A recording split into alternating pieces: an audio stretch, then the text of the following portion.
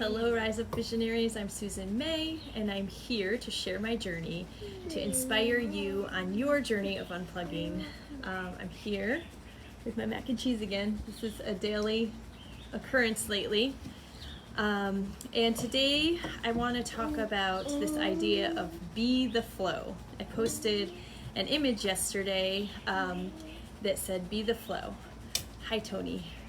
And that is actually something I painted myself. I went through a stage, I don't know, about 10 years ago, where I was doing a lot of artwork, and it was fun. And I like bright colors, I like rainbows. And so that idea had captured my mind at the time, the idea of being the flow.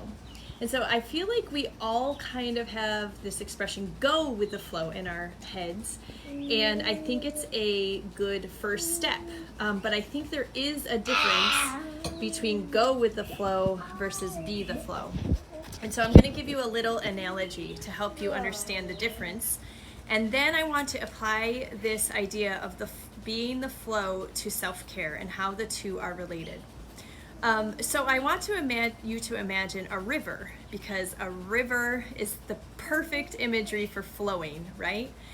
And the difference between go with the flow and be the flow is that if you're going with the flow, you are not the river. You are something being carried by the river.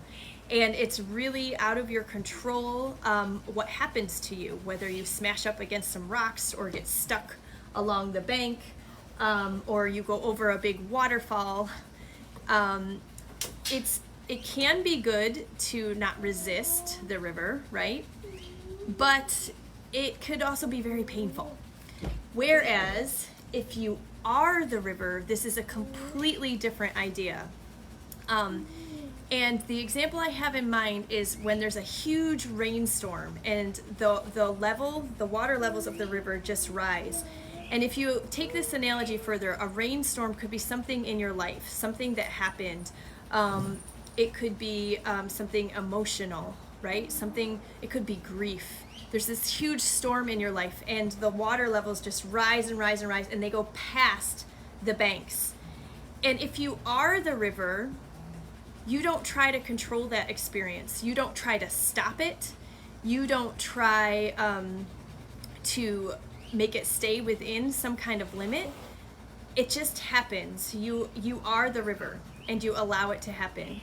And so one kind of thing I've thought about over the years is that a river can have very quiet areas where there's almost places where you could go swimming, right, that are very still.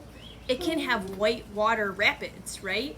And so really, if we are the river, often what that means is if you're in a choppy period of your life, sometimes the choppiness is because we are resisting what's happening in our life. The circumstances aren't what's causing the choppiness. It's the fact that we don't want things to be the way they are, and we try to change things. And often just the very act of letting go and like riding those waves out will bring you to a calmer, more peaceful place, okay? So these are some thoughts I have about being the flow. What does this have to do with self-care, okay? Well, in my opinion and my experience, when self-care becomes as natural as breathing to us, it becomes part of the flow. So self-care is part of the flow. They are intertwined. They are inextricably related. Oh, hi. There's my boy. But we have been trained to ignore our own needs for pretty much our whole lives, okay? We have been trained to ignore our needs. From the time we are newborns, many of us were put in cribs to cry it out. And so that very act, that's just one example. But when we cry and no one comes to us, it's reinforcing that whatever we're crying about, because that's communication, is unimportant, okay?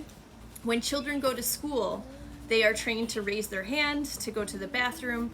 They are pretty much told to obey. And so that is a training ground for ignoring their own needs ignoring their own instincts for what they need to be doing in their life. They're pretty much told, this is what you do now, this is what you do now, this is what you do now. Okay? So, to make self-care part of our flow, to make it something natural to us, there are things we need to do. We need to relearn. And so the first thing we have to do is recognize our needs. How many people go about their days just ignoring their needs? I'm realizing a heck of a lot of people, okay? People that maybe have to work in jobs that they really don't like. How many people in our population fall under that category? So first thing you need to do is recognize your needs. It's like, you can't fix a problem if you haven't identified the problem, right? Second thing, after you recognize what your need is, you need to accept inside that your need is valid. You can't say, oh, I have this need, but it's not really that important, okay? And that's very difficult.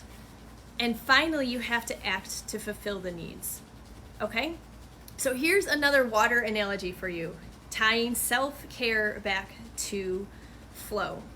Remember those old-fashioned water pumps back in the day before we had indoor plumbing? And you have to actually do the pump a whole bunch of times before any water comes up. You're like drawing up from the well. We call it priming the pump, okay? At first, this will not be easy because we have been trained to ignore our needs. We have been conditioned to believe that our needs are not important and they are not valid. So I see your comment, Tony. Trained but also predisposed by inborn temperament. I agree completely with you. There's always an intersection between nature and nurture, for sure. So that's why 2 children born in a family where the family dynamic is largely the same, but even that we can talk about how parents respond to children differently, right? But yes, absolutely, there's different personalities that respond differently. So anyways, back to that pump analogy. At first, this will seem difficult, okay? It won't be easy for you to identify, recognize your needs, to accept that they're valid, and to act on them. But it can become a natural part of your everyday life, whereas you are noticing moment by moment, how do I feel right now and what do I need to do? And how does that relate to the people around me? How are my needs impacting the people around me? How can I meet my children's needs and also meet my own needs? Okay? I know this is a huge topic and I could talk for a very long time, and I'm trying to just give a little bit at a time and start a discussion here. And so what I want you to do today, this is the action I would like for you to do, is I want you to think of a time that life flowed easily for you. Okay, so maybe you can't think of a time, that's too vague for you. You can't think of like, oh, when I was 17, or, when my children were, I know a time for me I've talked about is when I started my blog, so my older kids were about 5 and 2 years old. Maybe you can think of a day, a particular day that you're like, oh my gosh, this day was amazing. Everything was just so easy and right. Or maybe you can think of a project you worked on, because I think lots of times we think of flow with creativity, right? With artists. Think of something, a specific time or a project where you felt things flow, okay? And tell me about that in the comments or write it down somewhere. Another thing that you can do is think of a time when life did not flow.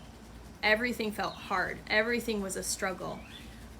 You had a lot of frustration, or you just felt unmotivated or depressed, the opposite of flow, okay?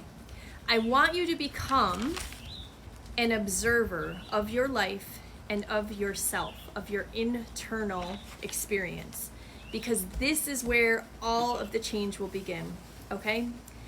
I'm gonna leave it there for today. I love you all. I hope you see that my plan going forward is to go live Mondays and Wednesdays at 11 a.m. It's been so nice having you on, Tony, live, and having someone here, and I hope to start having some more people join us.